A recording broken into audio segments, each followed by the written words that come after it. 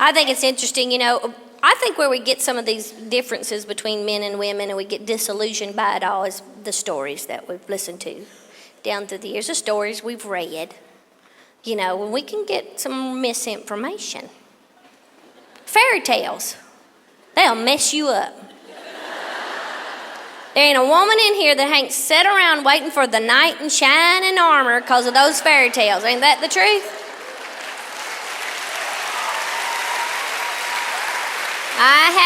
I waited all my life for the knight in shining, and I almost got one. He's pretty close. Well, I wanted the knight. I got the horse, but still, right now, can't have everything.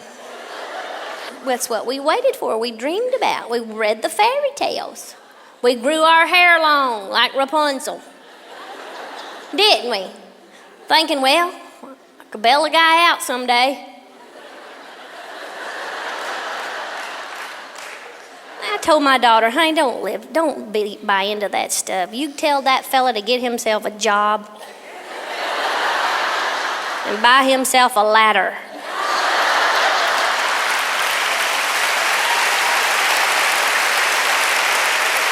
It's the truth, but we believe those stories. Cinderella, poor little old thing. I told my daughter, if you have to get that dressed up to get a man, because then won't he be disappointed the next day when you ain't got no shoes? And you're back in your rags, scrubbing his floor. See, it's true. And he'll be just as disappointed and you'll be going, look what I have become. Because we thought we could be Cinderella. It's nuts. Snow White, that is the weirdest fairy tale I've ever heard in my life.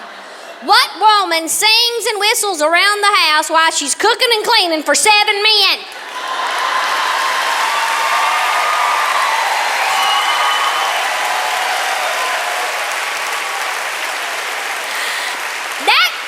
That girl's not right. That's not right.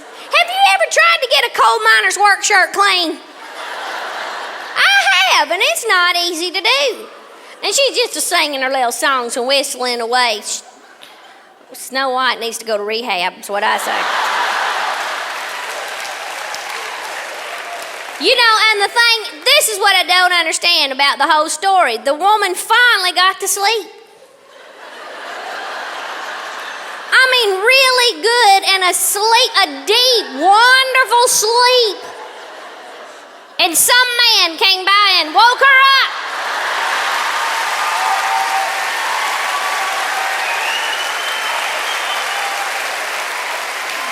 And how did he wake her up? We know what he had on his mind. More cooking and cleaning, that's what. Little nasty crowd right here. Y'all better get yourself straightened up. Cracks me up. And the funniest thing is, now I know it's going to be hard for some of you to believe. Sometimes the stories in church will kind of mess you up a little bit. If you don't get all the right information. I'm always telling my kids, you go to the Word and you read those scripture verses and you study those stories for yourself, because it could be your Sunday school teacher is a preacher's kid. And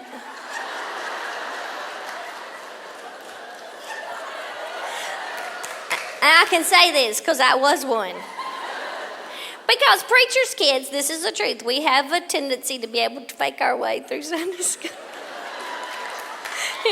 Because you're 2 years old and the teacher asks you to tell about Ezekiel. Your dad's the preacher. Here, you get up and talk about it.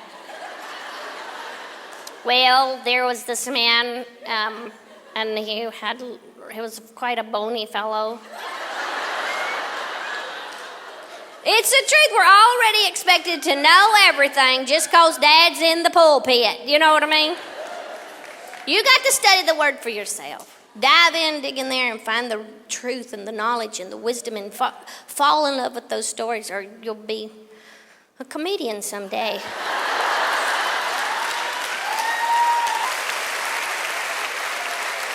There are great, incredible stories in the Word that teaches us so much. The very first story of all time, as you well know. First story ever told, written about, what? Adam and Eve. Incredible story if you really kind of dig through there, and because you have to really study that, girls, because we kind of carry the weight and blame of the world on our shoulders. Because some man told us.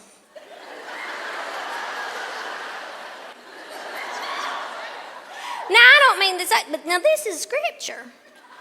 Do you know God told Adam, do not eat of the fruit of the tree? He never told Eve.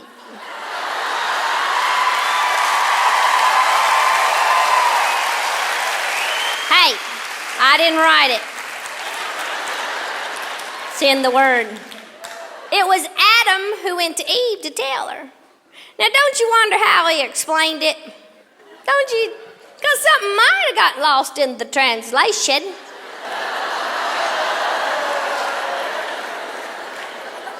So he told her, I'm kind of hungry. If you'll go north about 14 miles,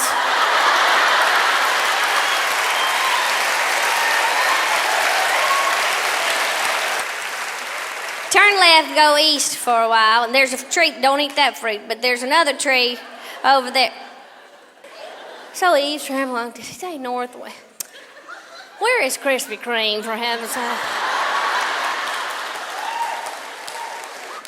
But it's interesting, and then she went and got the apple. And this is what's so interesting.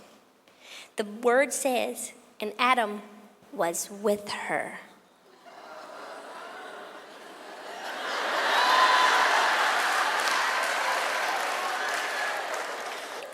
So interesting to me, though. I never noticed these things till I read it for myself, or translate it for myself. Now, the most tender thing about the story, which is such truth, how much God cares about our lives, they had to leave the garden, of course, because they messed up. They blew it. And I think it's so interesting when God catches us, and we act like, what? Isn't that the truth? I mean, we do that. What have you been up to? Nothing. What are you wearing? The new spring line? What'd you need that for? Oh, it's just a little cold. And he knows that we're trying to hide it from God, for heaven's sakes. It just cracks me up. Like he doesn't know. Have you ever thought you could go to the Lord and say, well, okay, I have something to tell you. And he goes, oh, you're kidding.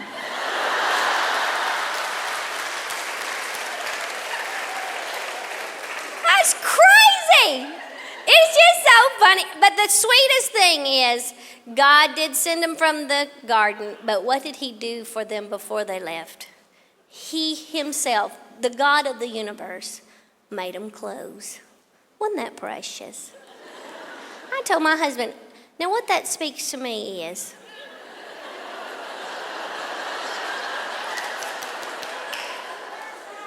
whenever I'm feeling bad about myself,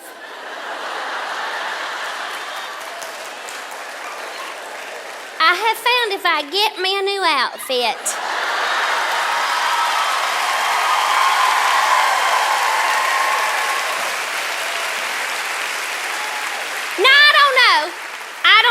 but there could be something to it's what I'm saying. That's how I get the story. In my head, that's how I interpret the whole thing, which, I don't know, call me weird.